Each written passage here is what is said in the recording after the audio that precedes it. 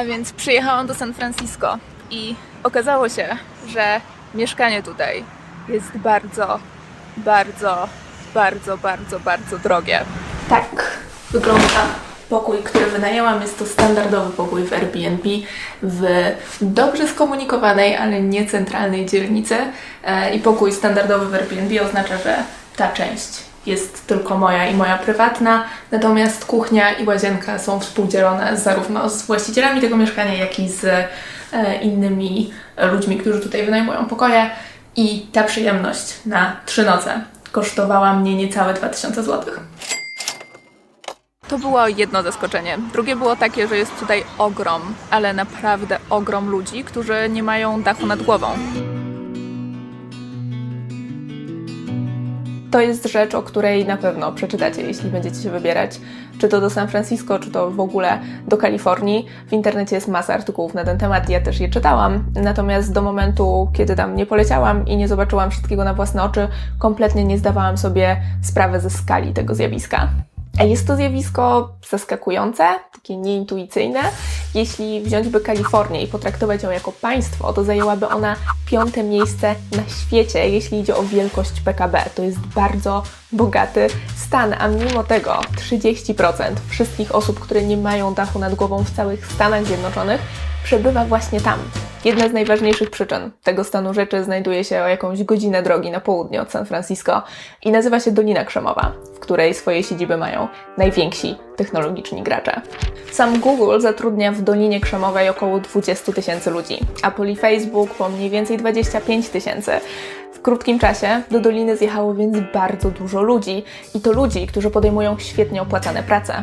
W 2017 roku mediana zarobków w Alphabet, czyli spółce matce Google, wyniosła niecałe $200,000, czyli ponad 3 razy więcej niż mediana zarobków w całych Stanach Zjednoczonych.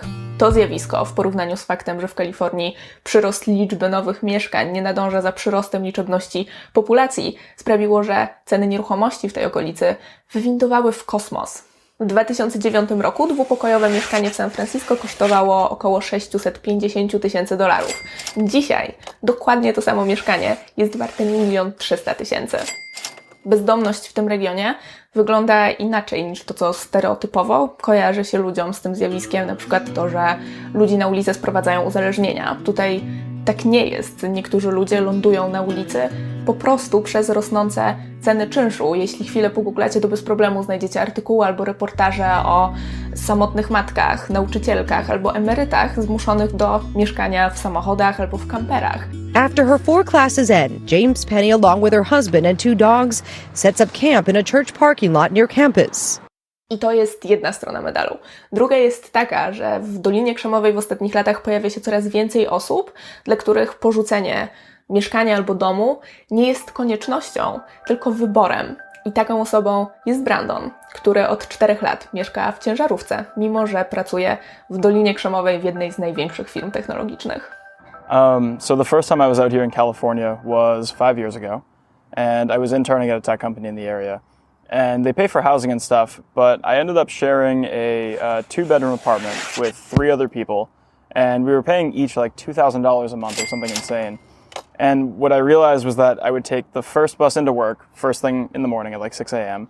I would exercise there, I would eat breakfast there, I would eat lunch there, I would eat dinner there, and then I wouldn't come back to like this stupidly expensive apartment until like 9 or 10 o'clock at night, at which point I would go to sleep and do it all over again.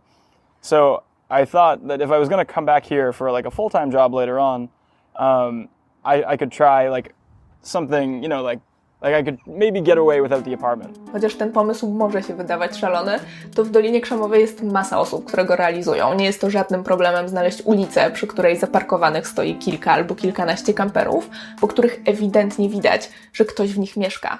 Oh yeah, there's like a whole weird underground community of crazy truck people. I've probably met like, I don't know, I'd say between 100 and 150 people in the Bay Area who are doing something similar to what I'm doing, who can afford to live in apartments but choose not to either save money or because they think it's interesting or just the lifestyle change.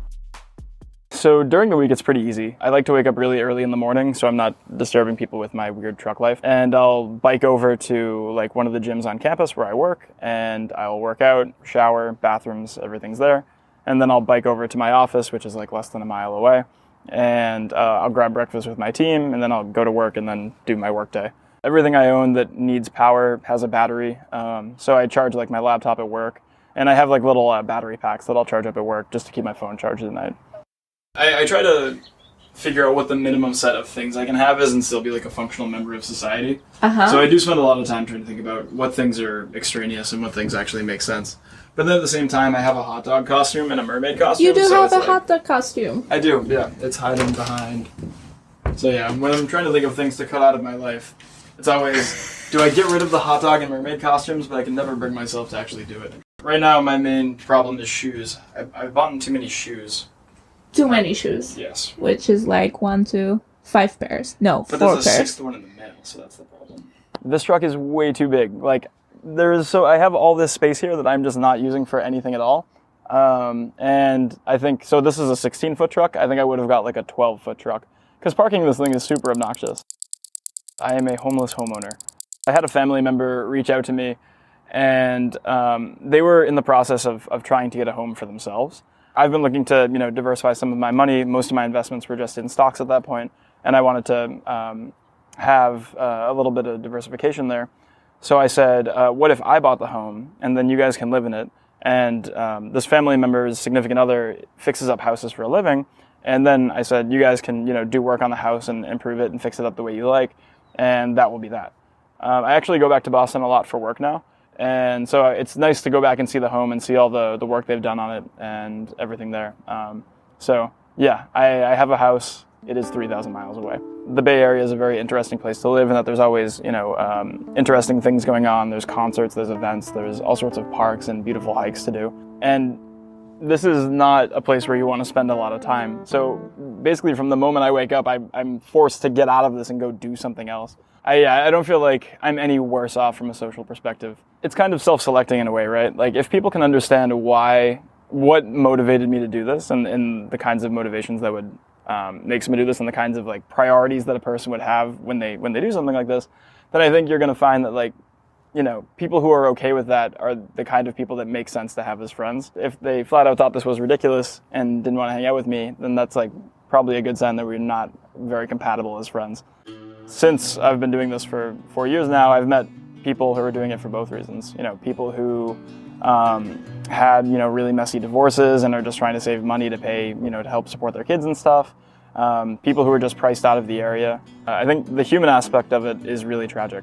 Like, if I'm doing it for fun, which makes it seem like lighthearted and nice and fun, but for people who don't have the option to do it, like, that's really scary. If you don't have a safety net or this is like your last line of defense, like that kind of like environment of scarcity, that doesn't do a lot for your psychological well-being. Sometimes I definitely feel bad about it in the sense that like I'm doing this because it's fun and I have the resources and the privilege to, be able to do this as a hobby. And if I decided I didn't want to do this, I could just stop doing it and that would be fine. There are a lot of factors in play that make things work out the way they do. For example, like obviously large tech companies driving people to the area is the main cause that drives up the cost of living because, you have more people here who can afford to live here. And so the prices will go up because there's demand for it.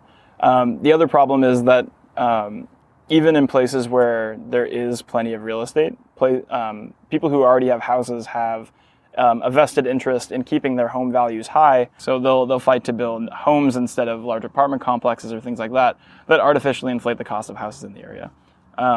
So I think the whole situation is unfortunate, and I do try to advocate for the more vulnerable groups. But I think the problem is much larger than any amount of advocacy that I can do will actually fix.